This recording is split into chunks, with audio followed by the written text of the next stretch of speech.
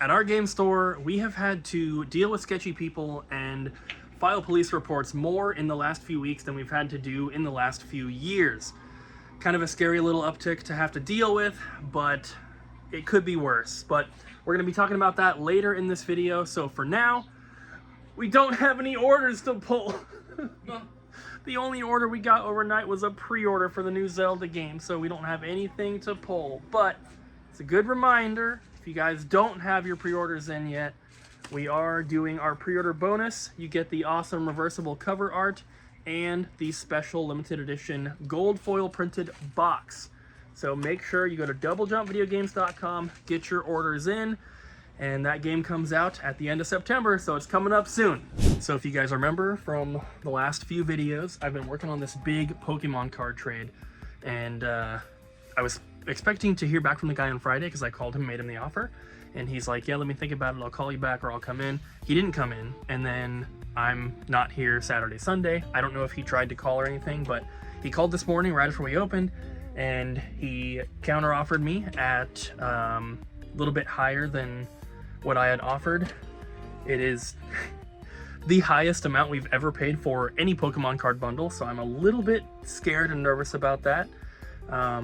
But after having dealt with cards for the amount of time I've been doing it, I've learned quite a bit more, and I think that I'm pricing stuff better. A lot of these cards we've had in before, but I'm lowering the prices. I actually am learning how to grade the condition better and how to use TCG Player better and stuff like that. So if there's any cards you're interested in, please check out the website down below. Our inventory has a little bit of issues sometimes with putting up certain listings, but most of them should be up there, and we're manually fixing the ones that don't work. But tags are printing. They're going to be printing for quite some time. I'm going to have to change the roll of tags because this is like 600 cards and it has to print a tag.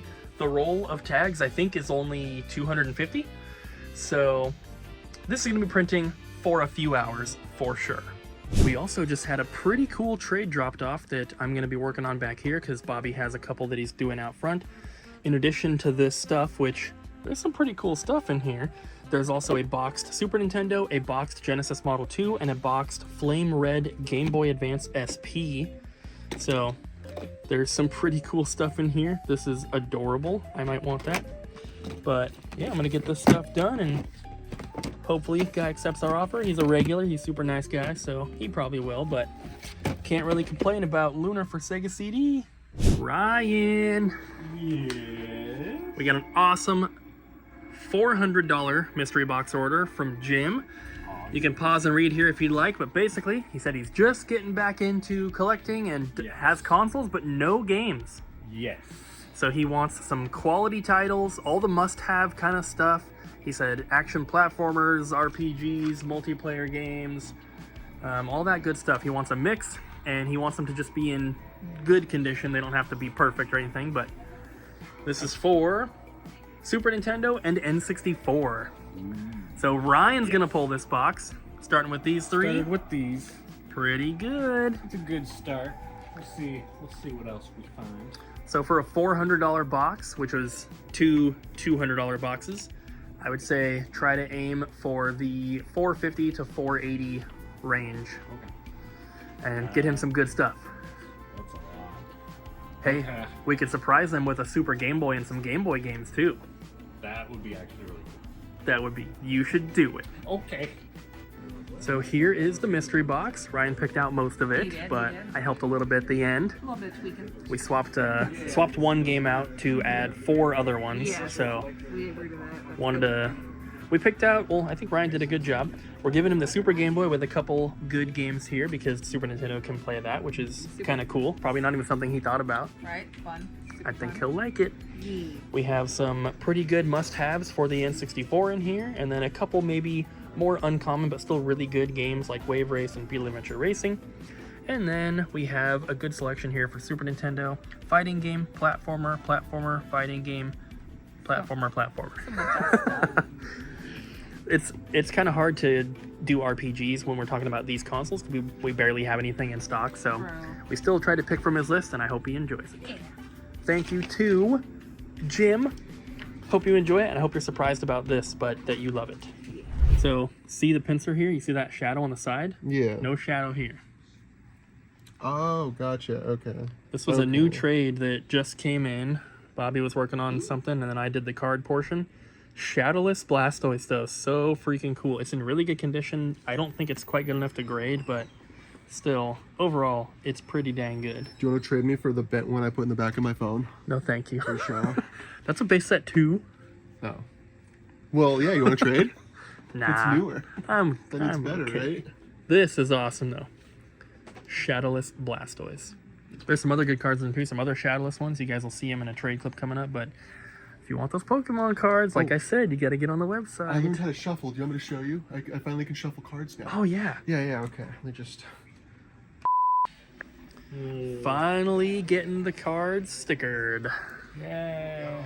Look at all those cards. This is Ryan's stack that he wants. What? No, don't show those. They don't need to see that. Okay. I'm sorry. That Jigglypuff's pretty cool, though.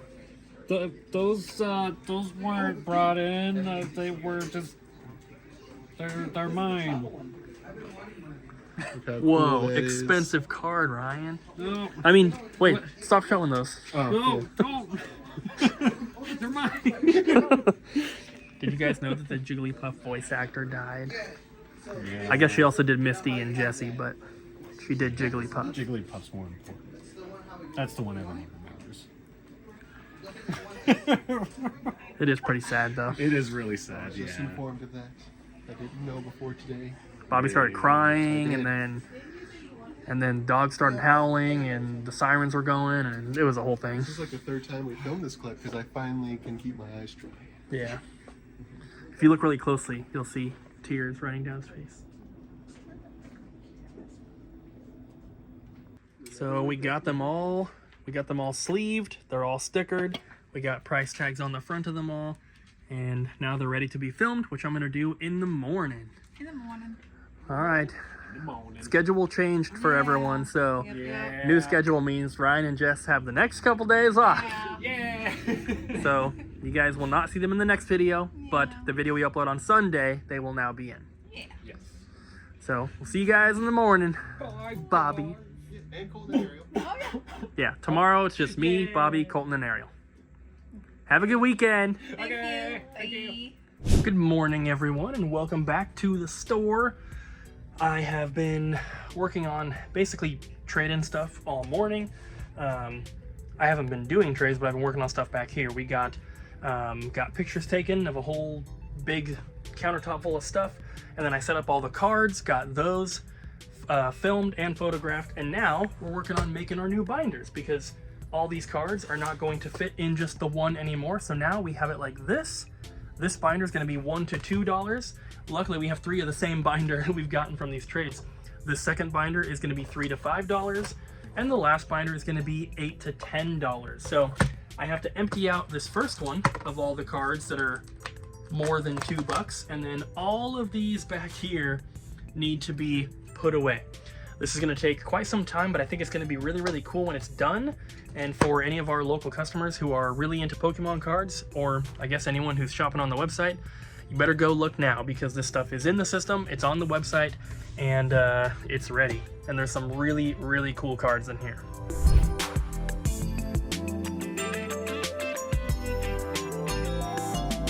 Well, that took forever, but we now have the $1 and $2 cards, which take up that whole thing. $3 to $5, also that, and then 7 or 8 to 10, very few, but still, this is really awesome, and I'm excited for people to come in, check these out, and of course anything above 10, we put in the little top loader plastic ones, and they get put in the glass case, just front facing on the little stands. So now we can put them out. Getting an Xbox traded in. Yep, testing it for yes. Nice. We actually had quite a few of these traded in. I'm kind of surprised, but I mean they are getting a little older now. Wait, what is that? It's our tester. That's awesome. Where did that come from? I don't remember. I came here one day and it was there. The Switch. It's like the Squirtle Squad, but it's the Grookey gang. Yeah, with the sunglasses even. I love it. That's so cool. Well, let me know if this works. Cool. And then he said that there might be, he said that was the wrong battery cover. He couldn't find the black one. Gotcha. And then we have this. they said it might be missing a charging cable for the controller or something like that. Oh, okay. So whatever it's missing, just you can grab and we'll complete it. Cool. James, you know, we did get a copy of College Football traded in for the Series X, so I might have to test this for like 40 minutes to make sure it doesn't overheat, you know? Yeah, we should be doing that. Yeah, we should. All right, Abby. All right, So Cooper. this is the moment everyone's been waiting for. I know, you guys have been dying for it. So what happened? This was Saturday? I don't know what day it is. I don't even know what today is, It okay? was either Saturday or Sunday because those are my days off and I was not here. Yeah, it was Sunday then. Okay. So what happened? 3DS console comes in on Friday. And we kind of are just like, okay, yeah, we'll take it. It's pretty poor, rough condition. Comes in with Ocarina of Time. It's I and Colton. And then later on, Bobby sees it after we've taken it in. And he's like, hey, I think that is person A's. We'll call him Billy Bob. I think this is Billy Bob's stolen 3DS console that he had come in and verbally told us it was stolen from his car at Fred Meyer's down the road from us. And we're like, really? You think so? And he's like, yeah, I'm pretty sure. Let's check the serial number. So we check the serial number. Turns out it is. It's his. Because Billy Bob originally bought that 3DS from Yeah. us, so we had the old serial number logged. Yeah, we just didn't have it flagged because unless there's a police report, really there's nothing we can do, unfortunately. And I don't even know how our system flags serial numbers. I don't think that we can flag a serial number. Oh, Like, it's we in log there. them, but I don't think that there's a way for it to pop up and be like, this serial number is stolen. Yeah. So we just try to do our due diligence the best that we can. So I'm like, okay, what do we do? This is clearly his. Do we like contact him? Should we contact the police? And I'm like, let me text Cooper, see what Cooper thinks. And I get on the phone. I actually called you, I think. And I was like, hey, this. And Cooper's just like, we need to call the police. And I was like, yeah, we need to call the police. I call the police. I tell her what is going on. I call 311, non-emergency. And well, my thing too was that, like, because one of the options would be to call the guy that it got stolen from, and then, you know, either we give it back to him, or we be like, hey, you know, we paid this amount for it. If you can pay that, we'll give it back, kind of thing. Which is not fun. We've been on the end of that, Right. receiving end of that, and it's We not don't wanna do enjoyable. that. No. Because 'Cause we it's had not a his bunch of stuff stolen from us that was then traded into a local store in Portland, and they wanted us to pay. They wanted to break even on it, basically, for us to get our stuff back. I thought that was kind of crappy as being on the end of the person that got it stolen Because from. we So already had bought it, and then we're buying it again. yeah, and we're it buying just, back our own stolen stuff. That kind of sucks, and we didn't want to do that to the customer. So I told Abby, like, we need to call the cops and basically just let them deal with it, because, like, you know. There's no good options. Anyways, Right. so I get on the phone with the dispatch. They take the report, and they're like, okay, we're going to send somebody out tomorrow or today, and they're going to come talk to you. And they didn't come in that day. And they didn't come in the next day. Instead, they called, and they basically said, there's no police report. We can't do anything. You can do with it as you please. And I had provided the information of the person it was stolen from, Billy Bob. And then I had provided the information of the person who brought it in, Bobby Billy. And I told them all the information, and the detective confirmed that they both run in the same friend group. And they're buddies, and they steal things from each other, basically. And they had just both gotten in trouble a few weeks prior, and that Billy Bob was totally ignoring them and not answering their phone calls and didn't want to interact with them. He wouldn't talk with the police, He would basically. not talk to the police. And I had kind of been verbally like, you know, if he has a warrant out for his arrest, he probably is not going to talk to the cops. And then I talked to the detective, and she's like, yeah, he's probably not going to talk to us and try to get this back. There's no like record. You can give it back to him. He can buy it from you. Do with it as you please, which is very weird, I would say. Yeah, so we're not really sure how to handle it at this point, because it's obvious. I mean, you know, not that we think this is what happened, but with the whole situation the way that it is, it's possible that he gave it to his friend to sell to us, then told us that it was stolen so that he could get it back for free, so that they would end up having the money we paid for it and have the 3DS? Because here's the thing, if you remember, the shoplifters from a few videos ago are people that Billy Bob brought into our store. So it's possible. Yeah. So we don't know. We're thinking at this point, Billy Bob just needs to be banned. Oh, he won't come in here. Because he brought people in here that have shoplifted, or at least had our stolen stuff. And then his friends are stealing from him and selling stuff to us, and it's just a big mess. This is why we try not to take anything that we suspect as stolen anyway, because there, unfortunately, this is not just something around Vancouver, this is everywhere, but there's always a group of people that are on drugs, right?